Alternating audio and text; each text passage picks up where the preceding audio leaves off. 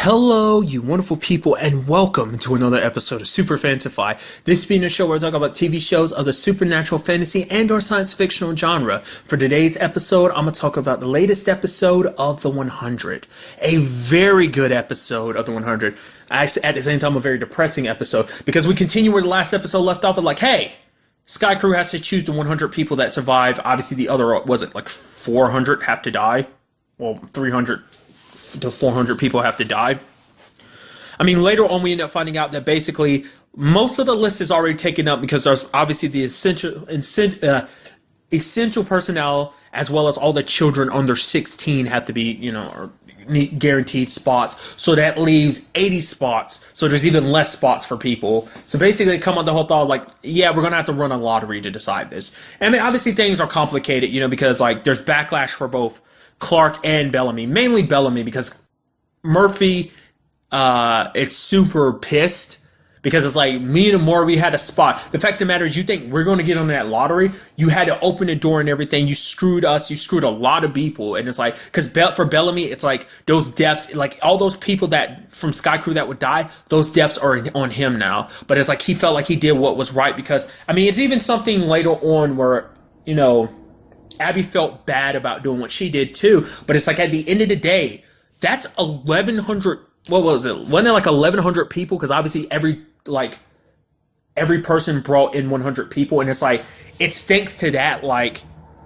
a crap ton of people didn't die because of them. Like if Sky Crew had stayed the way they were, all of them would have survived, but a crap ton, like almost double.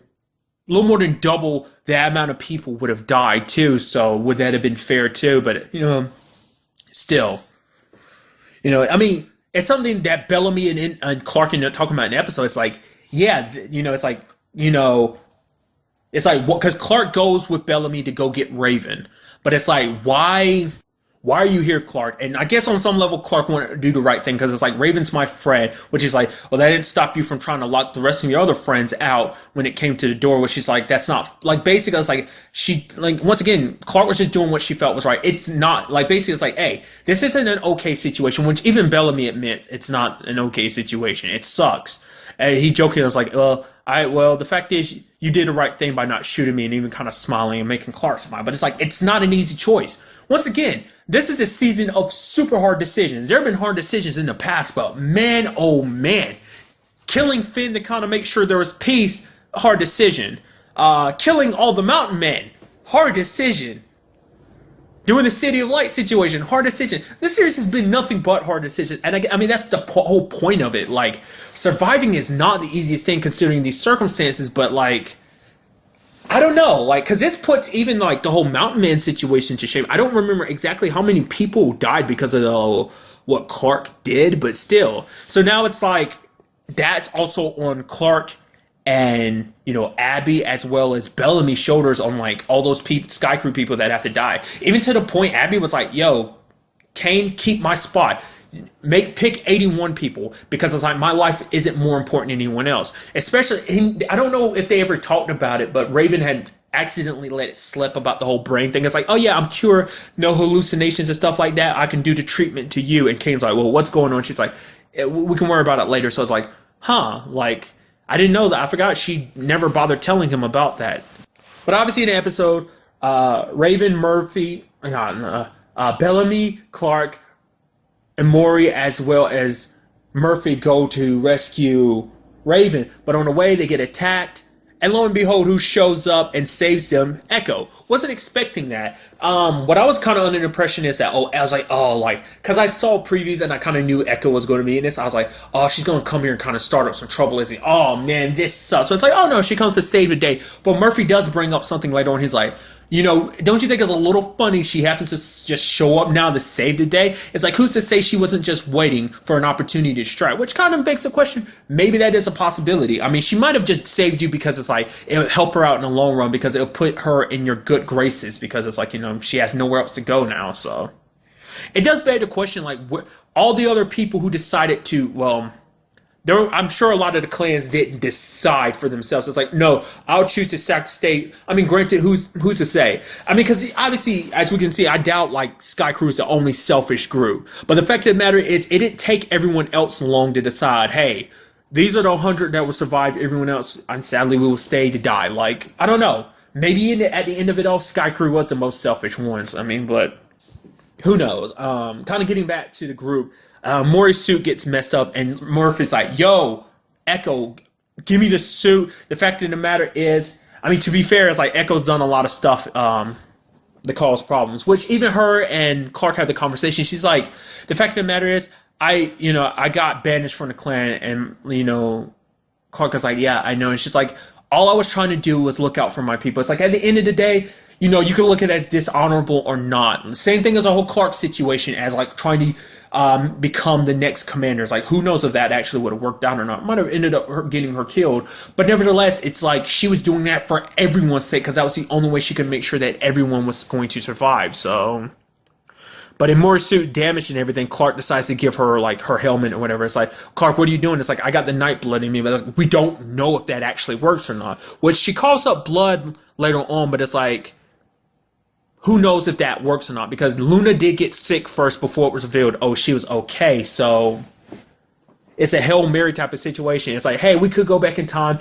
I mean, go back with enough time to make sure that Abby's can get started on, the Nightblood thing. If it really works out, we give ourselves enough time. But it's like, if we do that, there won't be time to go get Raven, which Clark is kind of done making those decisions, because at the end of the day, there are no right decisions in these scenarios, because it's like, no matter what choice she makes, there's always going to be someone that hurt. And that's the sad truth of this situation. It's like, no matter what you do, there will always be people that gets hurt, no matter what the choices you make are, because at the end of the day, is no right and wrong. And it's something that Abby ended up telling Clark. She's like, before, I never really told you that there were good guys or bad guys, but there are good guys, and you're one of them. Clark's like, even with the fact is I didn't want to open the door and everything, she's like, even then, it's like, because even Abby's like, I understand that everything you're doing is for the betterment of everyone's, like Clark has always done. She's always tried to do what was best for everyone. Not everyone will clearly see that, but still.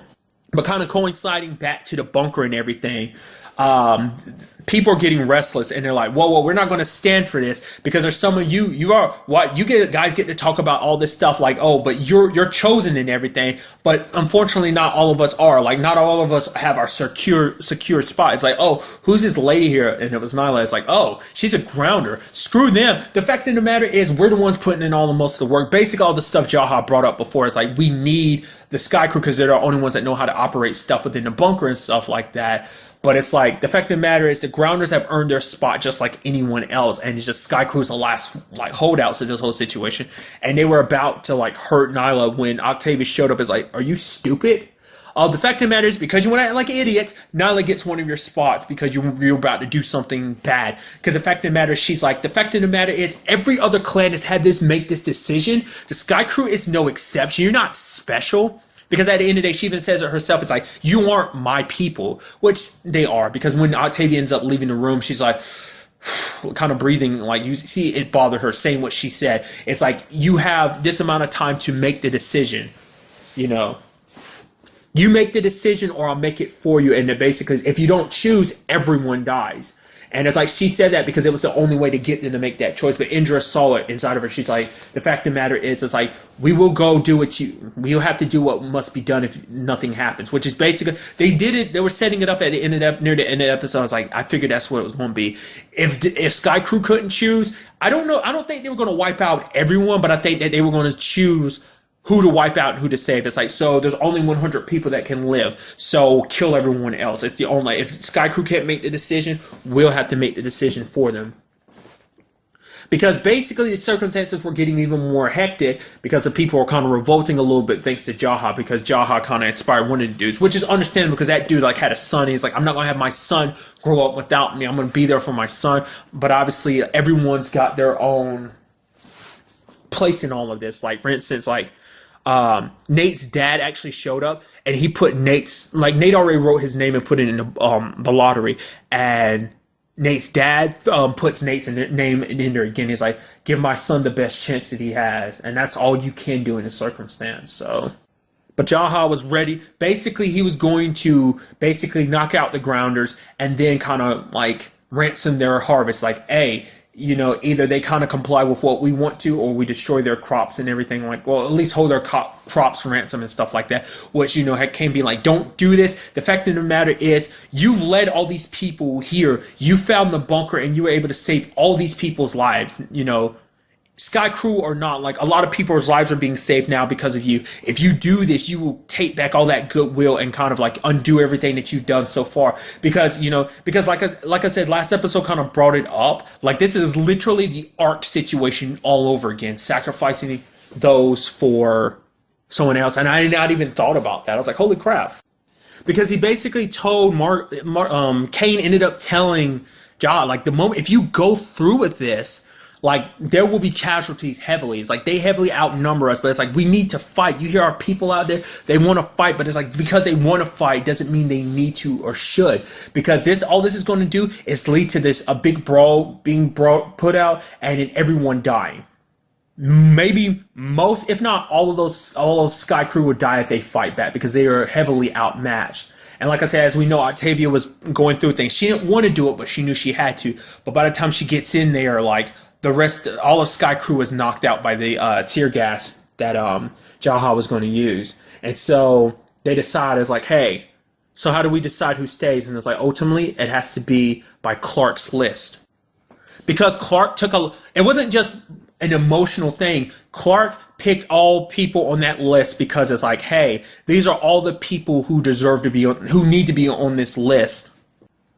Because they're everyone that's essential for it. Like, she thought it out. She took time to think it out and everything. It wasn't based on, anything, like I said, anything emotional. It was her just a very logical list. And it was like, from the very beginning, it was her best option. So Cain went through that and is like, this is for our people. So sacrifices to be made. Like, those who aren't on the list are dragged out, which, Nate obviously stays because Cain wanted to kind of get, honor, Nate's dad by letting Nate stay. And then there's Abby. He's like saying Abby stays too. He's like, I know, I'm sorry, but forgive me. It's like, because he wasn't willing to let her go. And I highly doubt Clark would have been okay with her dying either. So, but more so for his own needs. So, like I said, Cain and Jaha ended up avoiding much bloodshed. But at the end of the day, it's still not the easiest thing to do. You're sentencing like 3/4 of your people to die. But at the same time, it's like it's a hard decision. Like I said, the other clans had to make it, so Sky Crew is no exception. So I knew Jaha was going to be a problem, but I mean, I wasn't expecting him to kind of help die down the situation. I knew he was going to instigate some stuff just because obviously he was the most against this whole situation, but at this point in time, there's no going back. Like, he knows he doesn't like it, but he knows that this is the right thing to do, and he ends up looking after that guy's son who was like, yeah, when it's all said and done, I know I probably don't have the right to ask you this, but if something happens, if I don't get chosen, will you look after my son for me? And Jaha agreed to, and as it ended up, so we see him kind of picking him up, which is like, I mean, Jaha hasn't been a dad in a very long time, so maybe it'll be good for him, but I mean, obviously it'll be under sad circumstances, but still, I don't know, like, it's really hard to look at a silver lining at a very shitty situation. But joined by Monty and Harper, Bellamy and the others end up making their way to Raven. And so it's like, oh, guys, you're not going to have enough time to go back. It's like, yeah, but we're not going to abandon you. It's like, well, we do have one more plan. It's like, there's always up. It's like, what? Space. And it's like, wait, so their plan, now, do correct me if I'm wrong, because I didn't quite understand the plan, but obviously the plan is to go into space. Basically, it's connected to the Ark because the Ark's ring is still there. They need oxygen and stuff like that, but they can figure some stuff out to try and make that work. But basically, the plan is to go up while the death wave is going off. That way, they can avoid the immediate hit. I don't know whether they plan to stay up there for the next 5 years, just like I don't know, because obviously, like I said, Clark wasn't about to leave Raven to go by her. It's like, no, she's a friend, and the fact of the matter is we can save her, we're going to. So this is kind of an all or nothing plan for them because it's like, hey, this might not work out. Because even talking to Monty, it's like, yeah, he's an engineer. He knows there are multiple ways this can go wrong, but it's like, hey, we're going to die if we stay here and let the death wave come. So what I'm trying to understand is a plan just to stay up there long enough to avoid the death wave hitting and then coming back down? Or is it kind of the point is, to me, my understanding is to go to the Ark and kind of stay there until like 5 years until the radiation kind of dies down a little bit. It's kind of like my understanding of it. So, nevertheless, a very risky plan, and I'm very interested to see, obviously, like what goes down because next week's episode is the season finale. I was very curious about that. I was like, was not expecting. I guess it's because like I don't remember how long season 2 was. I could have sworn season 2 was longer.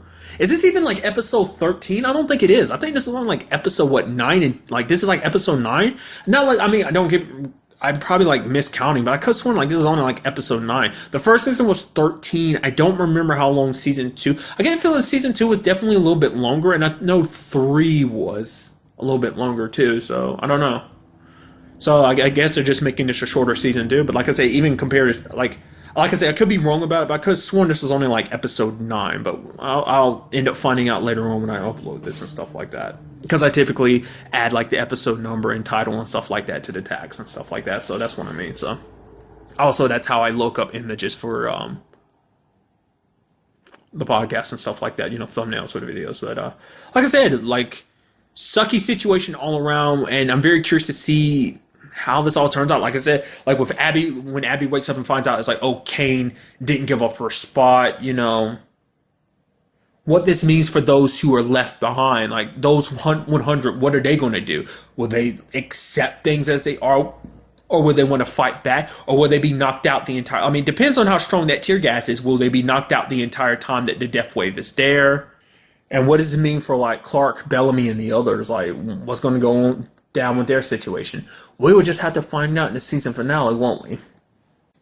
But really, that's all I want to talk about in this episode. Till the next time we meet, be happy, be safe, live life to the fullest, and enjoy it. Good day and goodbye.